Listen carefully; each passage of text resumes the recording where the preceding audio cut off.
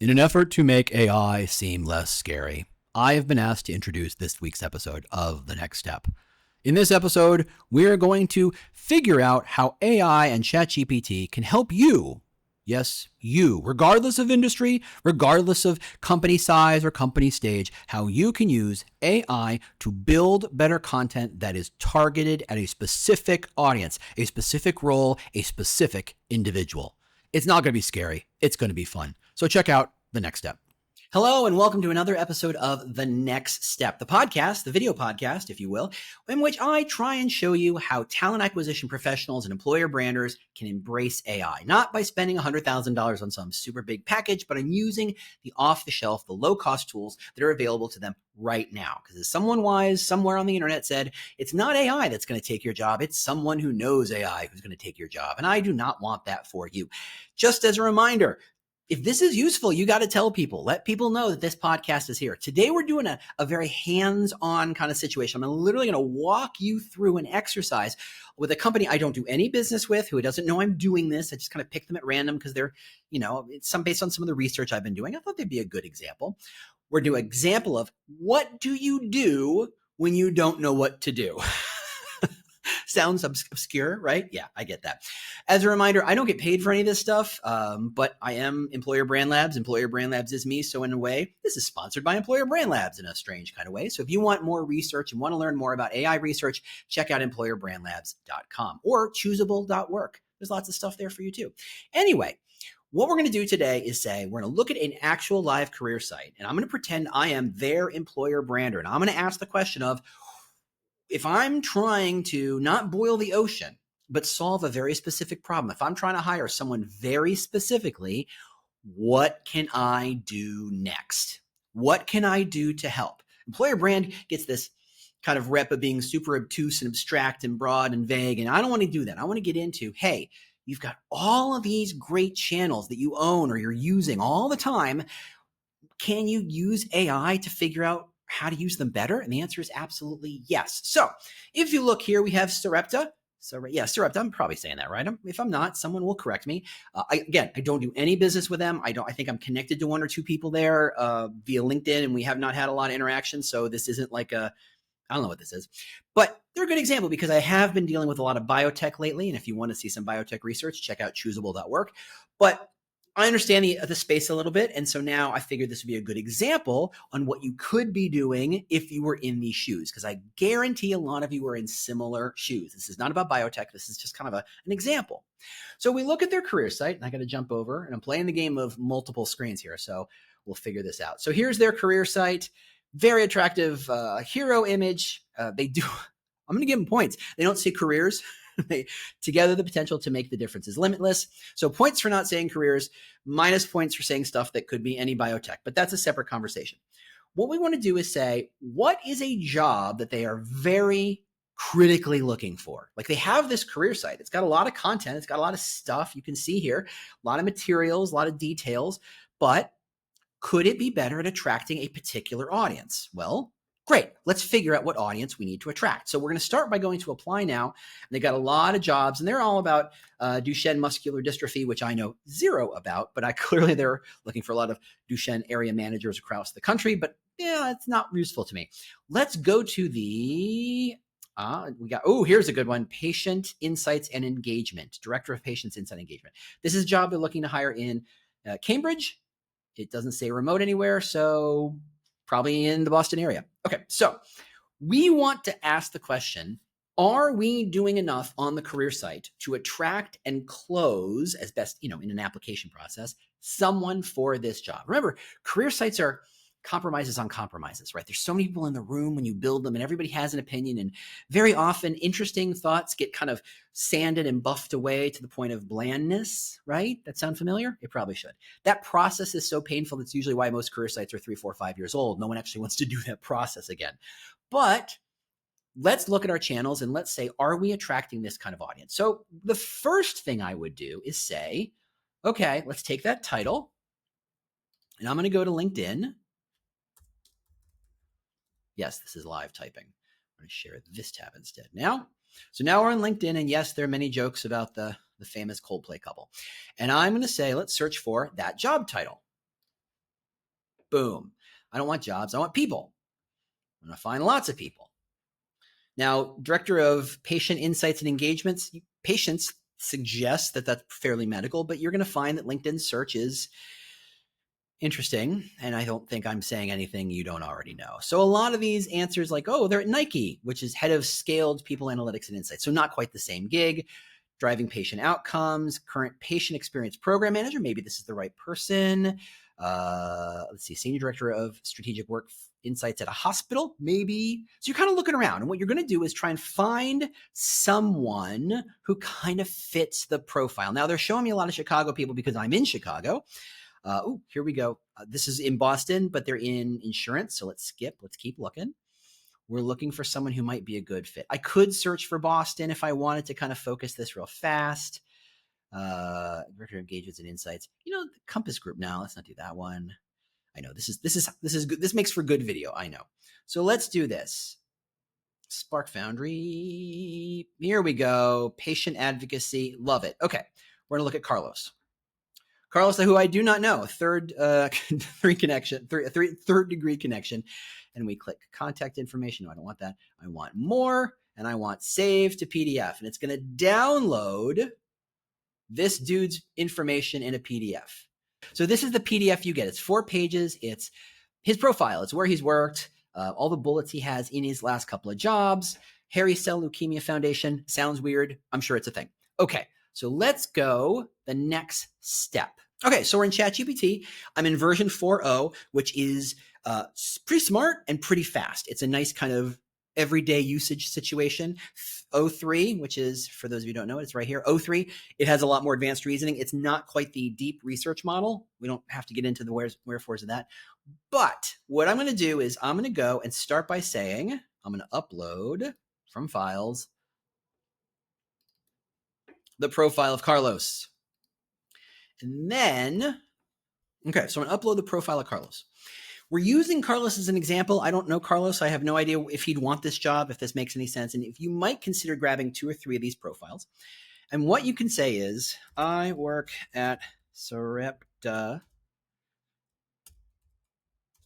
And I pasted the URL of the career site so it knows what I'm talking about. Very often when I ask it, when I give it a company name, it's not, you need to be super specific. There are lots of companies who are ABC Construction and ABC Transport and ABC Corporate and ABC Inc. And if you just say, I work at ABC, there's a good chance that you're asking it to search the wrong information. But we're going to give it the URL and say, hey, I work at Sarepta at this location, and I am trying to hire I go back to the career site. I grab the URL. I have uploaded a profile of someone I think would be a potentially valuable hire. Okay, so I'm setting the context. I'm telling it what I'm doing, what I'm looking for. I'm not asking it to split the atom here or, read the DNA here. So, but I wanted to say, please review the career site and related pages and suggest 10 things this person would want to know next about working at Sarepta. Am I doing right? Sarepta, working at Sarepta, and this role. Boom. Okay, so it's going to think. And this is one thing I like. It's going to try and process, and it's parsing the request. So here we go. Really fast response. How does Sarepta define patient centricity in practice? A lot of biotechs talk about we're patient-centric. What does it look like day to day? What influence does this role have on the organization? This is great information. What access will he have to patients and caregivers? Okay, so what we're learning here is a couple of things. We're learning there's some of this content would make for great blog posts or articles or just kind of enhanced pages on the career site. Like a page that just says, hey, we care about patient centricity. Another page that defines it and what it looks like on the day-to-day. If that's what this company cares about, they should absolutely do it. So that's ideation right there. Some of these things are things that I think should go straight on the job posting. What influence does this role have across the organization? What access will they have to patient and caregivers? Scope. Okay, now this might be for the company. That's interesting. What kind of internal data research infrastructure already exists? That could go on the company or the job. So it's really trying to say, look, we very often kind of say, here's what everybody says, so we say it. Or we're thinking about a very broad audience. Here's what lots of people, remember, think all the jobs they were trying to hire. They were trying to hire for patient insights, but also managers and also data, lots of different people. We build content for all of them. And we need to know if we're trying to hire this person, if this is a critical hire, we need to speak to them. What stage of growth is the company in, especially regarding its gene therapy pipeline? Okay, so here we are at this stage. And what I would want to say next, and we're going to change the game here. I want to give it more information. That was kind of step one. And if you get good, useful information out of that, I say do it, use it. You're way ahead of the game. In fact, you could probably feed it some content and say, can you draft an article about patient centricity at Sarepta, right? You go find internal documents and have it write a draft and excise the stuff that doesn't fit. What I want to do is go another layer deeper, because the career site is not the only place people look at content. It's not the only way that we engage our audiences, obviously.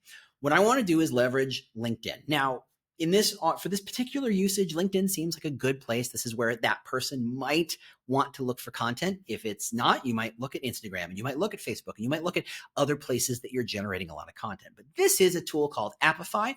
It is inexpensive, but not free. It is $40 a month, because the way I use it, and what it is, it's a series of what they call actors who literally scrape stuff.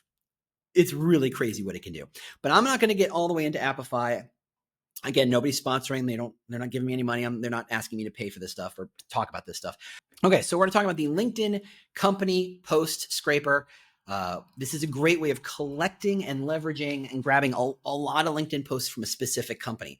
This is a tool that it's like, just think of it as a little bot that goes and does what you tell it to. And I'm telling it, go to this company's URL and grab the last, let's say, 50 LinkedIn posts. You want to limit it to maximum results 50, because otherwise it will go forever. It will grind, and I will have to pay for that. Just give me the last 50 LinkedIn posts, because to me, what a company's talking about on LinkedIn is a good sense of this is what we're thinking about and what we're talking about on the regular. It's kind of the heartbeat, the pulse of what the company is doing. So it's going to run. It's literally doing some stuff. Don't ask me how, but it's going back and grabbing all the content, and then it's done.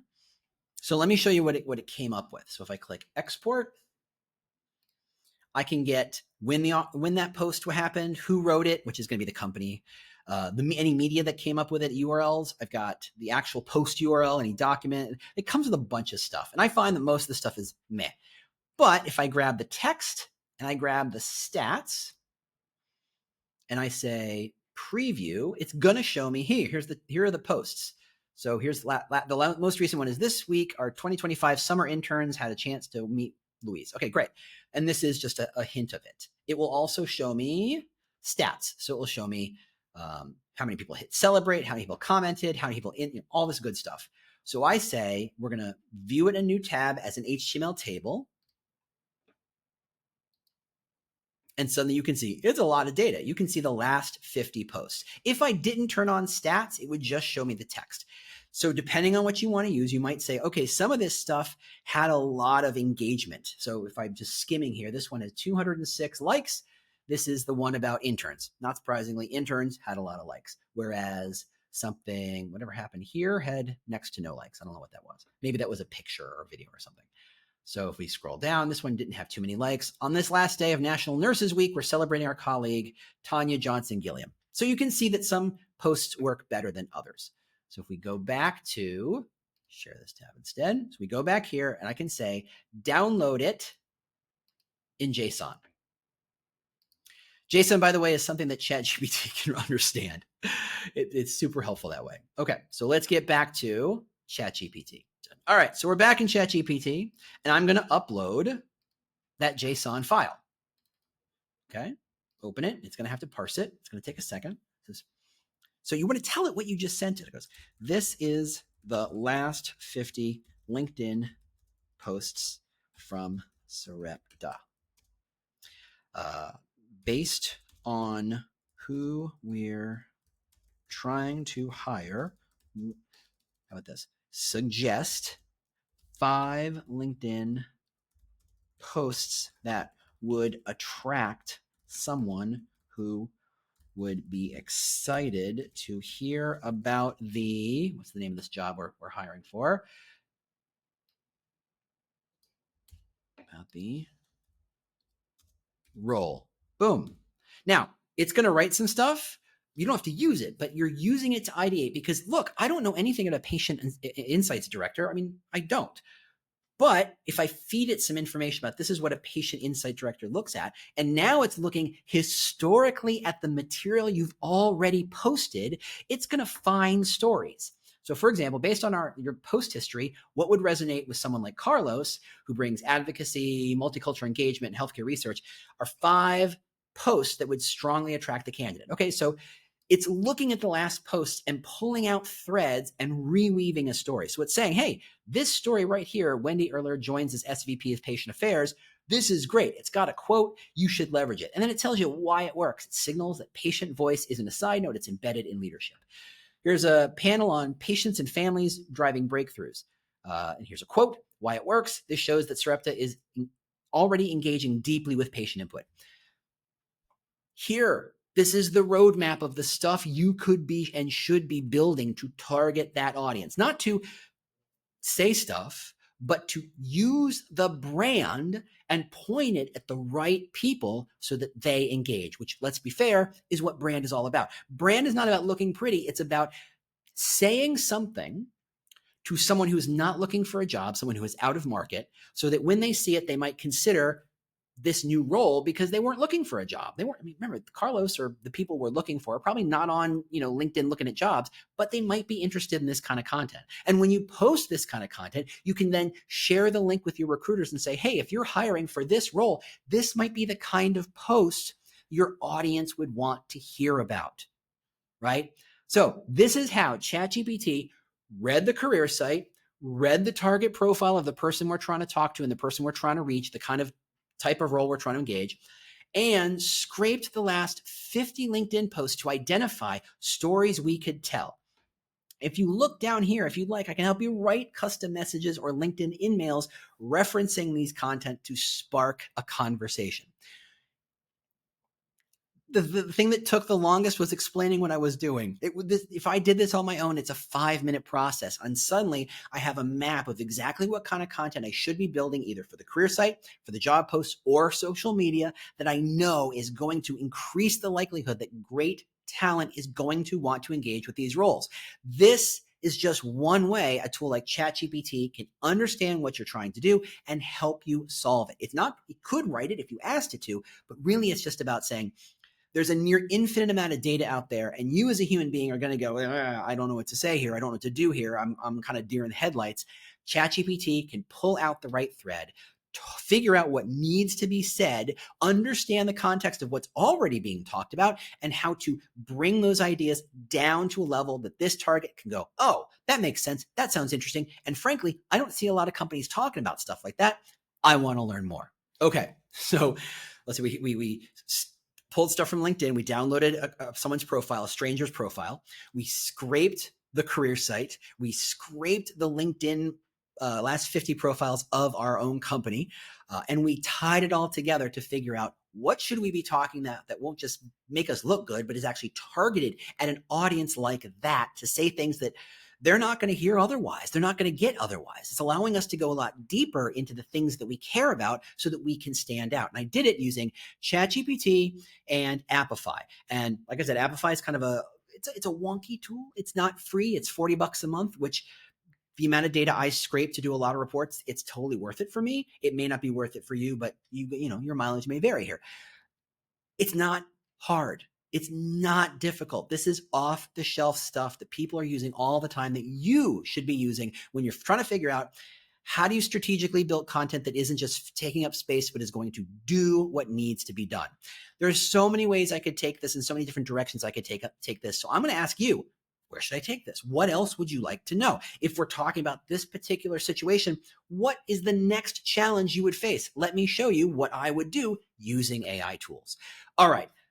As a reminder, if this was useful, you got to tell people. That's the law. I don't make this stuff up.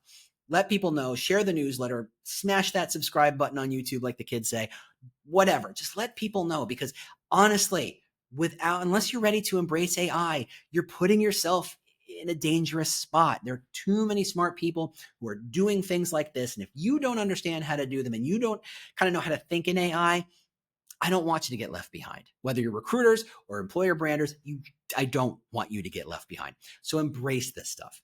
Thanks so much for listening. Thanks so much for hanging out with me. And if you've got other challenges, let me know. I'd love to help you kind of see what AI can do for you. All right. Thanks so much for listening. As always, if you want more information, check out Employer Brand Labs or check out choosable.work to see some of the research I've done with things like Apify. And, it's kind of interesting stuff. All right. Thanks so much, and I'll talk to you later.